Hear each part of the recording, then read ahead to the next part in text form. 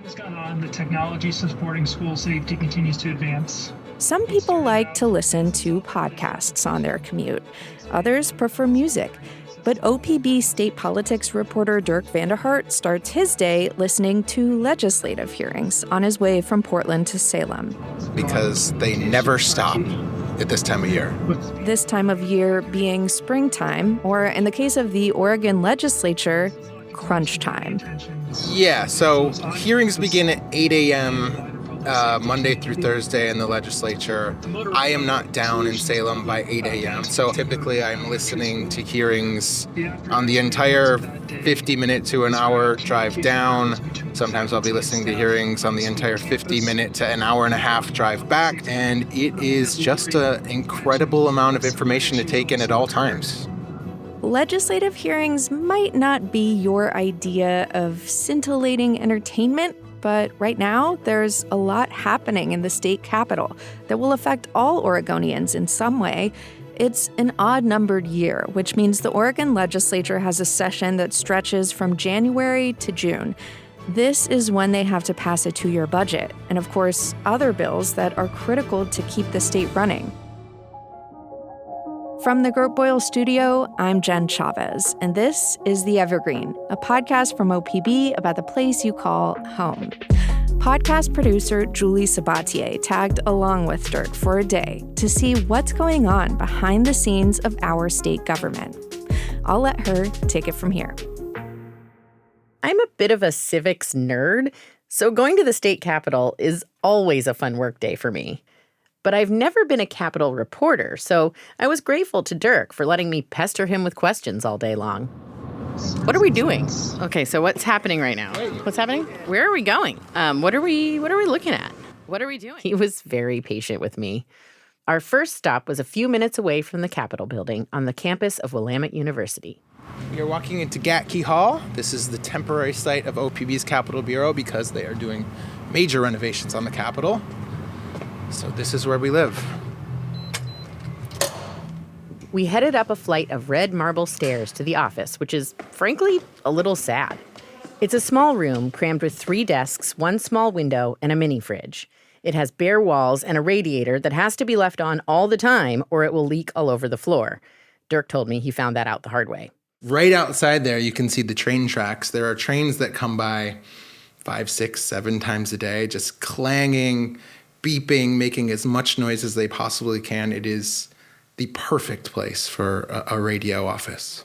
It is a great location in that it's just a short walk down State Street from the Oregon Capitol building. The Grand Capitol Rotunda is closed, along with other parts of the building. That's due to the renovation that's dragged out over the past 3 years. The idea is to fortify the Capitol in case of a large earthquake. There's actually only one entrance available to the public right now, and that includes the press. We walked through the metal detectors and put our stuff in plastic bins to be scanned, just like at the airport. We did get to keep our shoes on. We emerged into a busy hallway, which Dirk says is actually a key part of his job. Walking through the hallways of this building is how you meet people and see who's around and ask people offhandedly what they're watching, what they think of the session, what bills they're worried about, what issues they care about. It's a great way to meet new sources. It's a great way to just take the temperature of the building and just run across people. Sometimes you turn up nothing, and sometimes you have like 8 good conversations. So we do a lot of walking when we cover the Capitol. The construction noise was definitely noticeable. We made a brief stop at the Capitol gift shop, which is in a temporary space. So this is the stripped-down Capitol gift shop, basically a window. A window in the wall that has a bunch of stuff behind it. It's almost like a little kiosk. But you can still get sandwiches and State of Oregon flag shirts and any sort of tchotchkes you want to buy to commemorate your day in the state's capital. Such as models of the Golden Man on top of the building. Yeah, that's a good one. While we were looking at items in the gift shop, I chatted with Norma Ruby. I'm the building use coordinator. She told me that the renovation has made it challenging for her to find space for all the requests that come in from people who want to schedule an event. But obviously that hasn't dampened her enthusiasm. I love when the building is really crowded because that means that democracy is happening and people is participating. And I think the most exciting part of my job is seeing how people is really getting involved in and participating in democracy, and I love that. While I was talking to Norma, Dirk flagged down a lawmaker who was making her way through the hall. So Julie's following me around today because we're going to let people into what it's like to be in the Capitol for a day, like people that don't care, right? How There it are works. people that don't care, Dirk. I wouldn't put it that way. That feels harsh. After a bit more banter, I asked the lawmaker to introduce herself. My name's Kate Lieber. I'm senator from Senate District 14. Yeah. And what are you holding right now? How would you describe this? I'm holding my comically large binder that I take back and forth a couple of times a day in order to try to figure out how to put together a balanced budget. That looks like a rainbow of tabs there on that very large, what is it, like a 2 or 3 inch binder there? Fantastic, yeah. But truly, and I'll let you go, Senator, but truly, the budget is kind of the biggest deal in the Capitol this session, particularly because no one knows what's going to happen on the federal level. And so I would say everyone's kind of holding their breath for what we learn on May 14th when we get the latest revenue forecast, because that's going to dictate what she's able to do. I mean, am I wrong, Senator? Is that? Well, I mean, I think the May forecast is what we always balance the budget off of. So that's the number we have to get to, right? I mean, the one thing constitutionally that the legislature has to do is pass a balanced budget. Well, it sounds like you have lots of work to do. Thank you for stopping and talking to us. Stopping, Senator. You mean being accosted by Dirk? Will you explain in very basic terms what she was talking about when she was referring to the May revenue forecast?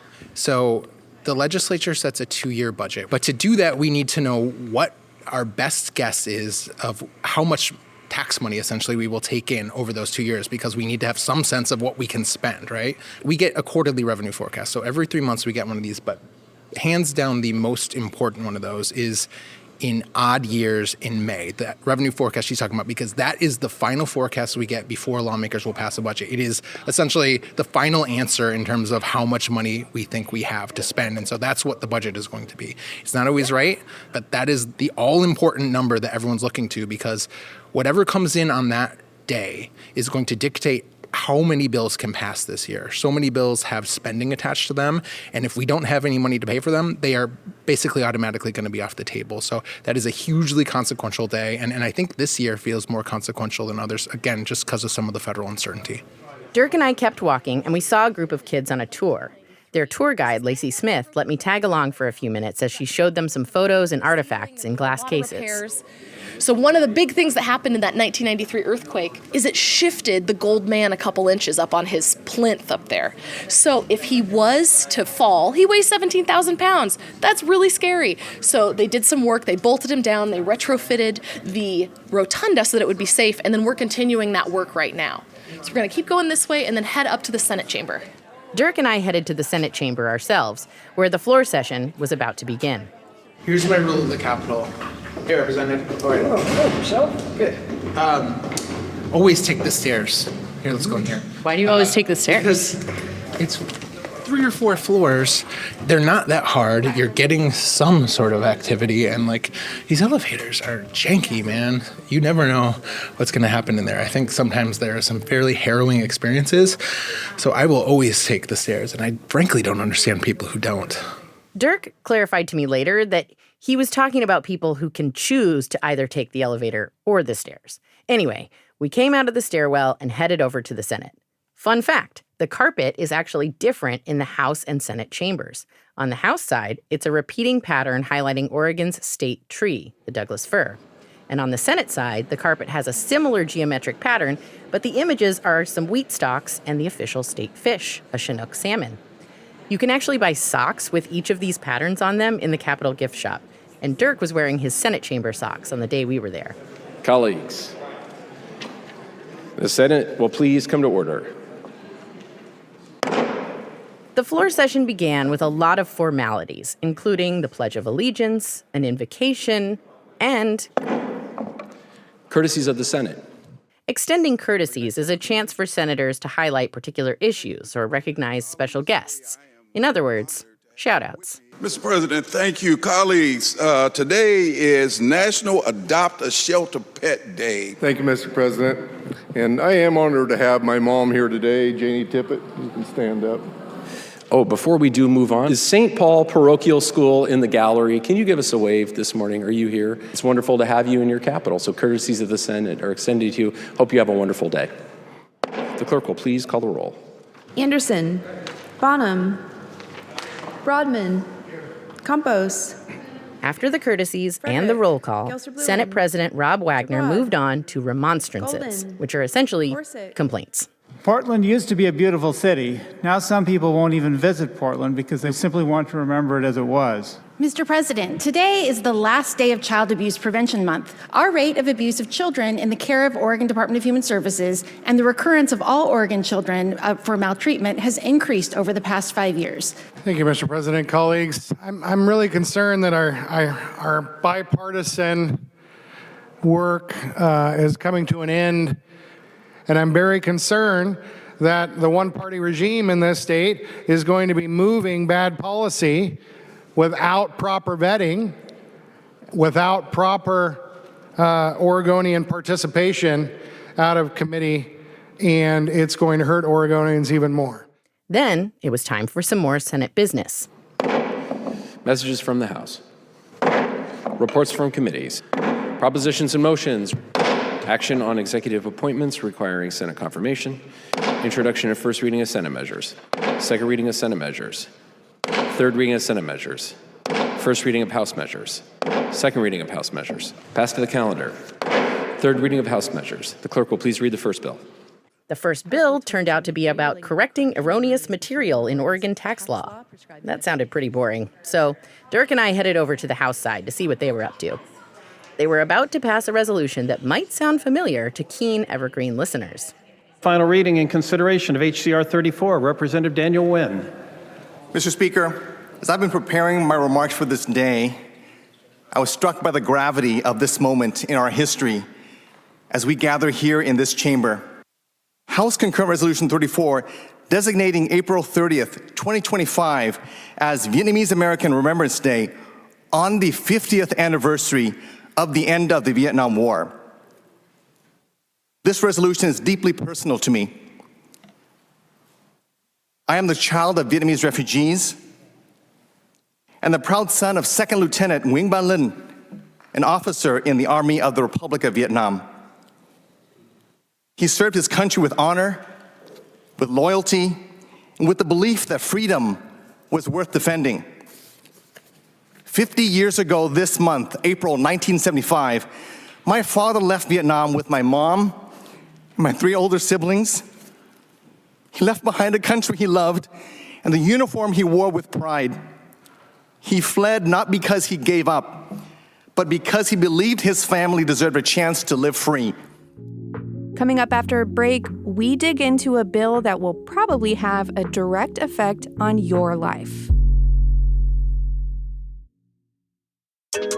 Thanks for listening to The Evergreen, our podcast from OPB about the place you call home. If you dig what you hear, hey, subscribe to us on your favorite podcast app, and we'll brighten your Monday morning with something new and exciting to listen to each week. You can also follow OPB on Instagram at OPB Photo, or follow me directly at Jen Chavez OPB. That's Jen with 2 N's, and I'll keep you posted on what Team Evergreen is up to.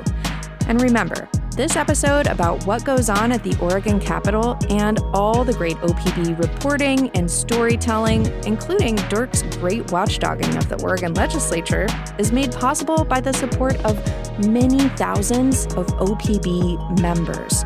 Support our journalism by becoming an OPB sustaining member today at opb.org/pod. And now, back to the show. Dirk and I headed back to Willamette University to grab some lunch in the cafeteria. We saw a lot of other people who had apparently come from the Capitol, including a cluster of kids and grown-ups wearing red shirts. On our way back to the Capitol building, I stopped a small group of them to ask what they were up to. My name's Ashley Schofield. I'm a parent in PPS, and I'm here to advocate for fully funding our public schools with a bunch of over 100 other parents today. My name is Delaney Powers.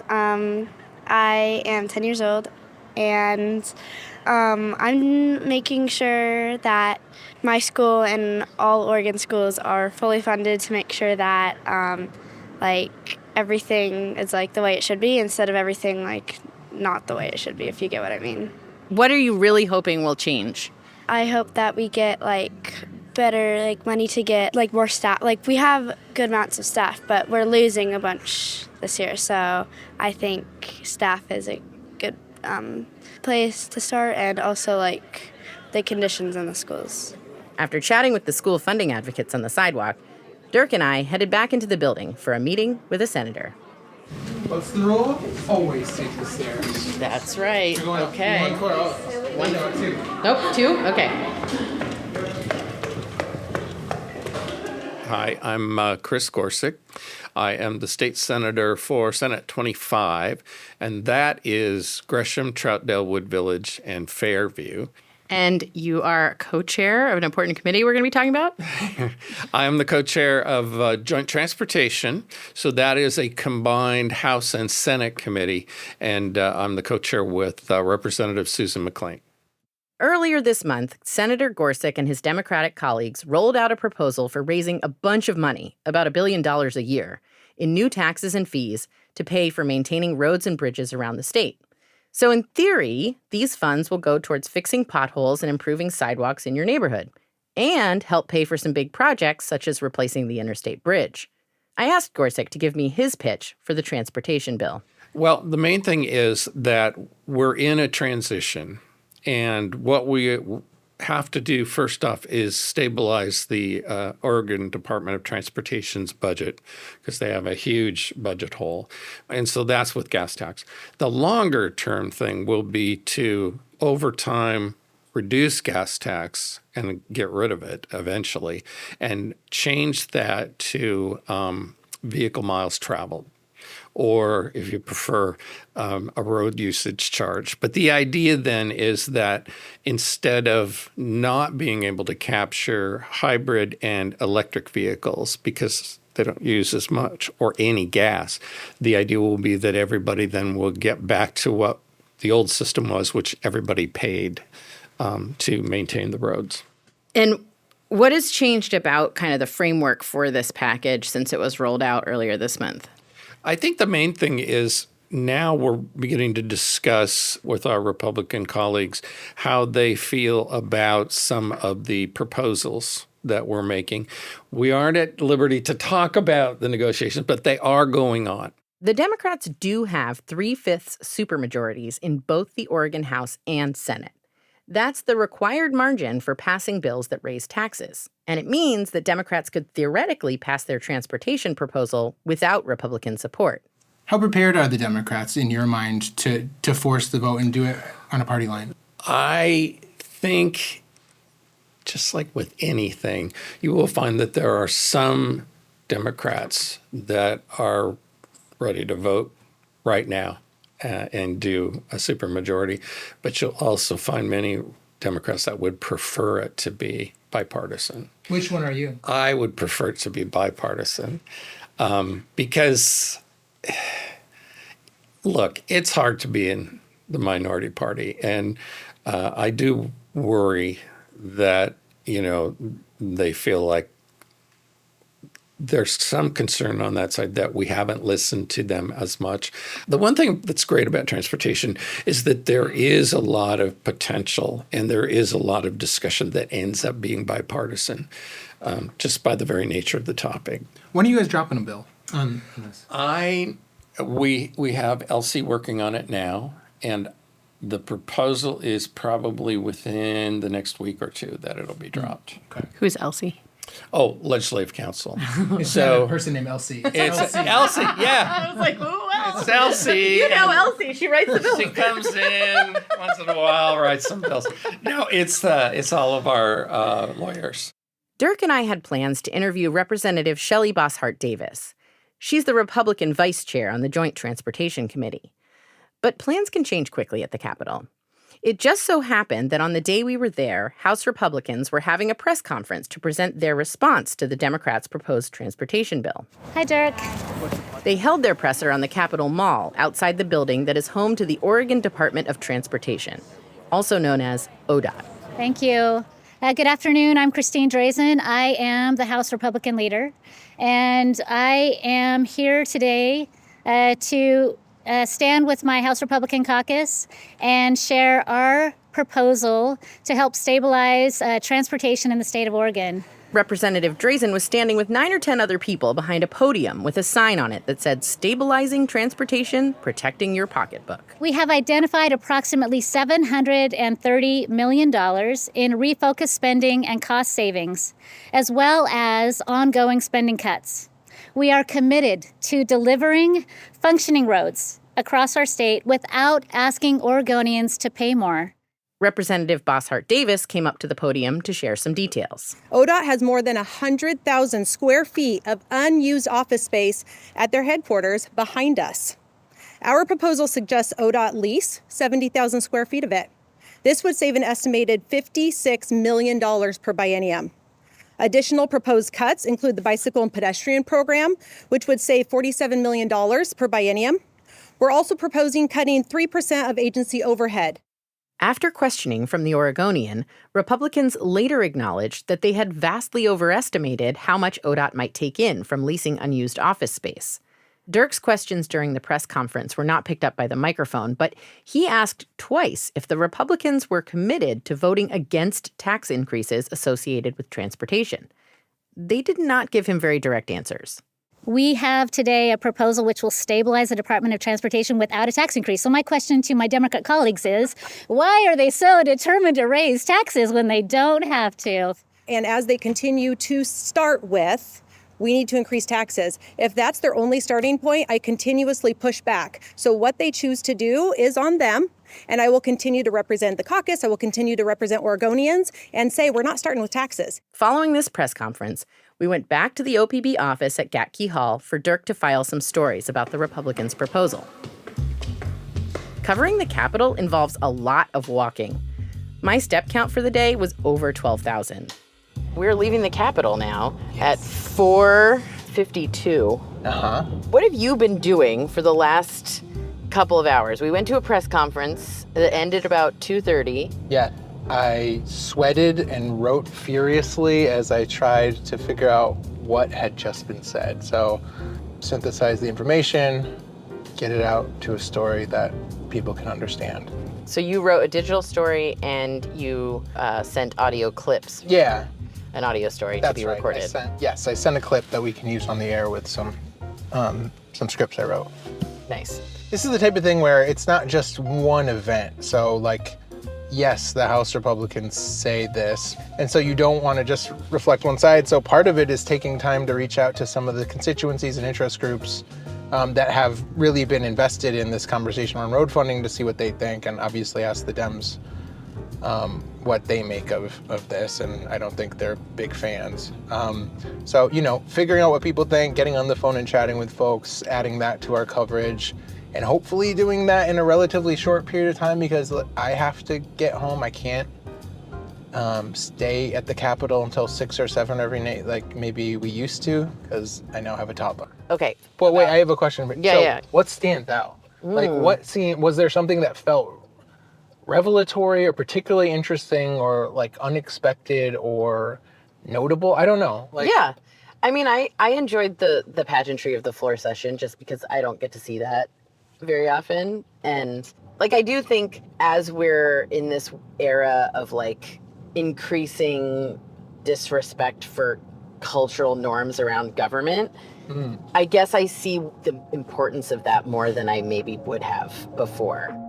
You can read full coverage of the Oregon Legislature by Dirk VanderHart and the rest of the ever hardworking OPB politics team at opb.org. And if you want to geek out on local politics, there's another great podcast for you to listen to, OPB Politics Now. Thanks for listening to The Evergreen, also a podcast from OPB. Coming up next time, when you hear the words craft or artisan mentioned together with Portland, you might think of beer or coffee. But did you know that Portland also has a vibrant boutique audio manufacturing industry? Next week, we'll hear about amplifiers, custom-made guitars, effects pedals, and more. Julie Sabatier produced this episode, and our technical director is Stephen Cray. The OPB podcast team also includes Mia Estrada and Sage Van Wing. Julie Sabatier and Dirk VanderHart did the interviews you heard. Thanks to Legislative Media for the sound from the House and Senate floor sessions. The music in this episode is from Audio Network. And hey, if you have a question for us, even if it's a super wonky one about the state government, please reach out. Email theevergreen@opb.org. I'm Jen Chavez. Catch you later.